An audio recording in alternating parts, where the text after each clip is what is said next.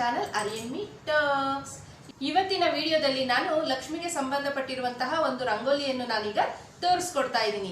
ಈ ರಂಗೋಲಿಯನ್ನ ನಾವು ಕಳಶ ಸ್ಥಾಪನೆ ಮಾಡುವಾಗ, ಮತ್ತೆ ವರಮಹಾಲಕ್ಷ್ಮಿನ ಕೂರಿಸುವಾಗ, ಮತ್ತೆ ಗೌರಿ ಹಬ್ಬದಲ್ಲಿ ಗೌರಿ ಪ್ರತಿಷ್ಠಾಪನೆ ಮಾಡುವಾಗ ನಾವು ಈ ರಂಗೋಲಿ ಹಾಕೋದ್ರಿಂದ ದೇವಿಯ ಅನುಗ್ರಹ ನಮ್ಗೆ ಸಿಗುತ್ತೆ ಅನ್ನೋ ನಂಬಿಕೆ ಇದೆ. ಈಗ ನಾನಿವತ್ತು ಅಂತಹ ರಂಗೋಲಿ ಯಾವ್ದಪ್ಪ ಅಂದ್ರೆ ಅಷ್ಟದಳ ಪದ್ಮ ರಂಗೋಲಿ.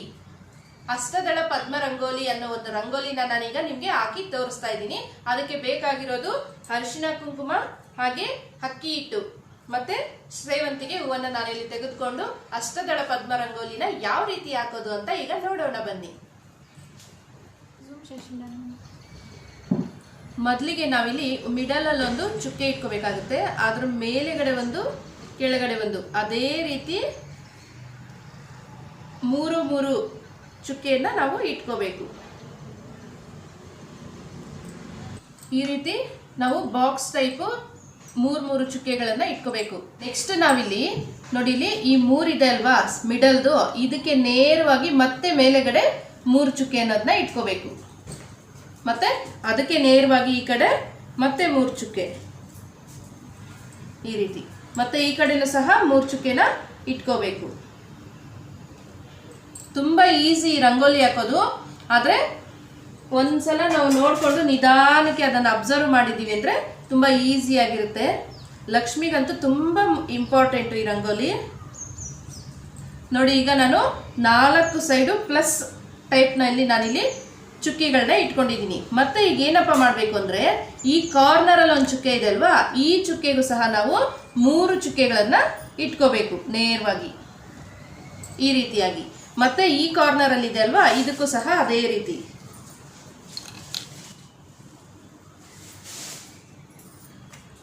ಈ ರೀತಿಯಾಗಿ ನಾವು ಮತ್ತೆ 3 ಚುಕ್ಕೆನ ನಾವಿಲ್ಲಿ ಎಕ್ಸ್ಟ್ರಾ ಇಟ್ಕೊಂಡ್ವಲ್ವಾ. ಈಗ ನಾವೇನ್ ಮಾಡ್ಬೇಕು ಅಂದ್ರೆ, ಈ ಯಾವುದೇ ಚುಕ್ಕೆಯಿಂದ ನಾವು ಸ್ಟಾರ್ಟ್ ಮಾಡ್ಬೋದು. ಮೊದಲಿಗೆ ನಾವು ಈ ಚುಕ್ಕೆ ಮತ್ತೆ ಈ ಚುಕ್ಕೆಯಿಂದ ಇಲ್ಲಿಗೆ ನಾವು ಈಗ ರಂಗೋಲಿ ಹಿಟ್ಟನ್ನ ಹಾಕ್ಬೇಕಾಗುತ್ತೆ.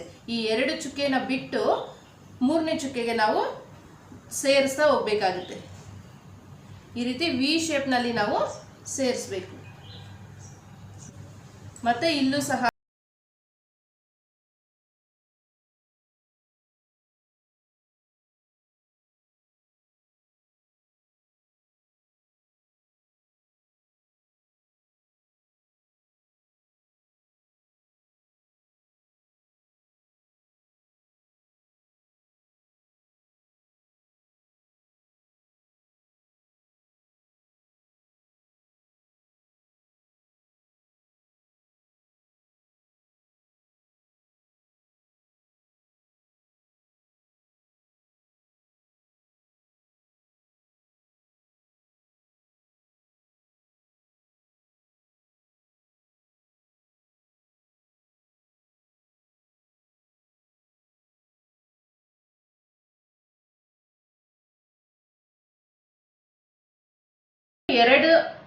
ಇದು ಆಯ್ತಲ್ವಾ, 2 ಸ್ಟೆಪ್ ಆಯ್ತಲ್ವಾ. ಮತ್ತೆ ನೆಕ್ಸ್ಟ್ ಸ್ಟೆಪ್ ಏನು ಅಂದ್ರೆ, ಈ ಒಳಗಡೆ ನಾವು ಚುಕ್ಕೆಗಳು ಇದೆ ಅಲ್ವಾ, ಈ ಒಳಗಡೆ ಇರುವ ಚುಕ್ಕೆಗಳನ್ನ ಇಲ್ಲಿಂದ ನಾವು ಇಲ್ಲಿಗೆ ಜಾಯಿನ್ ಮಾಡ್ಕೋಬೇಕಾಗತ್ತೆ.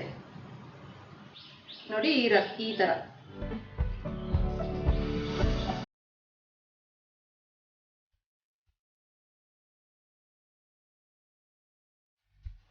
ಸ್ವಲ್ಪ ಕೇರ್ಫುಲ್ ಆಗಿ ಹಾಕಿದೀವಿ ಅಂದ್ರೆ ತುಂಬಾ ಈಸಿ.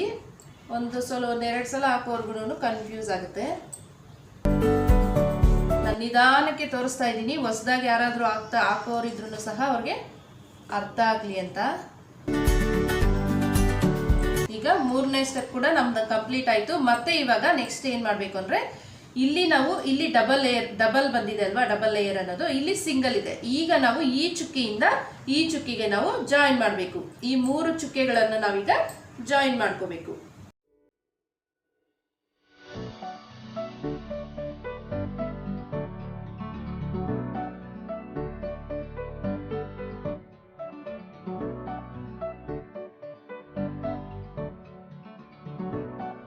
ಅಷ್ಟದಳ ಪದ್ಮ ಲಕ್ಷ್ಮಿ ರಂಗೋಲಿ ಅನ್ನೋದು ಈಗ ರೆಡಿ ಆಗಿದೆ.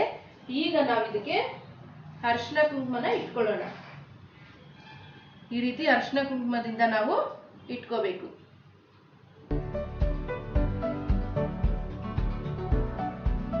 ದೇವರಿಗೆ ಹಾಕೋ ಯಾವುದೇ ರಂಗೋಲಿ ಆಗಿರ್ಲಿ ಆ ರಂಗೋಲಿಯನ್ನ ಅಕ್ಕಿ ಹಿಟ್ಟಿನಿಂದಾನೇ ಹಾಕೋಬೇಕು.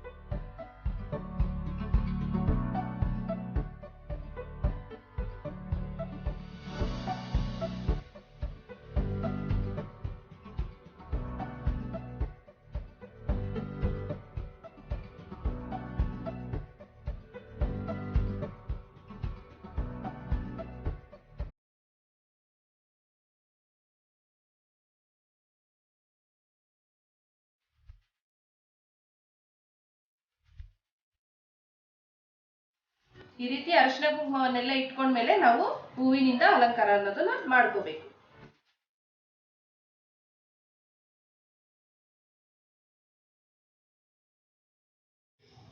ನೋಡಿದ್ರಲ್ವಾ, ದೇವಿಗೆ ಅತ್ಯಂತ ಪ್ರಿಯವಾದಂತಹ ಅಷ್ಟದಳ ಪದ್ಮ ರಂಗೋಲಿಯನ್ನು ಯಾವ ರೀತಿ ನಾವು ಸುಲಭವಾಗಿ ಹಾಕ್ಕೋಬಹುದು ಅಂತ. ಈ ರೀತಿಯಾಗಿ ನೀವು ರಂಗೋಲಿಯನ್ನು ಹಾಕ್ಕೊಂಡು ನೀವು ಕಳಶ ಸ್ಥಾಪನೆ ಅನ್ನೋದನ್ನು ಮಾಡ್ಕೊಳ್ಳಿ. ಅದರಿಂದ ದೇವಿಯ ಸಂಪೂರ್ಣ ಅನುಗ್ರಹ ಅನ್ನೋದು ನಿಮಗೆ ಸಿಗಲಿ ಅಂತ ನಾನು ಸಹ ಬೇಡ್ಕೊಳ್ತಾ ಇವತ್ತಿನ ವಿಡಿಯೋವನ್ನು ಇಲ್ಲಿಗೆ ನಾನು ಮುಗಿಸ್ತಾ ಇದ್ದೀನಿ. ಇವತ್ತಿನ ವಿಡಿಯೋ ನಿಮಗೆಲ್ಲ ಇಷ್ಟ ಆಗಿದ್ರೆ ಈಗಲೇ ಲೈಕ್ ಮಾಡಿ, ಹಾಗೆ ಶೇರ್ ಮಾಡಿ, ಹೇಗನ್ನಿಸ್ತು ಅಂತ ಕಮೆಂಟ್ ಮಾಡಿ ತಿಳಿಸಿ. ಮತ್ತು ಹೊಸದಾಗಿ ಯಾರಾದರೂ ನಮ್ಮ ಚಾನಲನ್ನು ನೋಡ್ತಾ ಇದ್ದರೆ ಅಥವಾ ಇನ್ನೂ ಸಬ್ಸ್ಕ್ರೈಬ್ ಮಾಡದೆ ನಮ್ಮ ಚಾನಲನ್ನು ನೋಡ್ತಾ ಇರುವಂತಹ ಎಲ್ಲ ವ್ಯೂವರ್ಸು ಸಹ ಈಗಲೇ ಸಬ್ಸ್ಕ್ರೈಬ್ ಮಾಡಿ, ಪಕ್ಕದಲ್ಲೇ ಇರುವಂತಹ ಬೆಲ್ ಐಕನನ್ನು ಪ್ರೆಸ್ ಮಾಡಿ. ಆಗ ನಾವು ಮಾಡುವ ಎಲ್ಲ ವಿಡಿಯೋವಿನ ನೋಟಿಫಿಕೇಷನ್ ಅನ್ನು ನಿಮಗೆ ಬರುತ್ತದೆ. ಧನ್ಯವಾದಗಳು.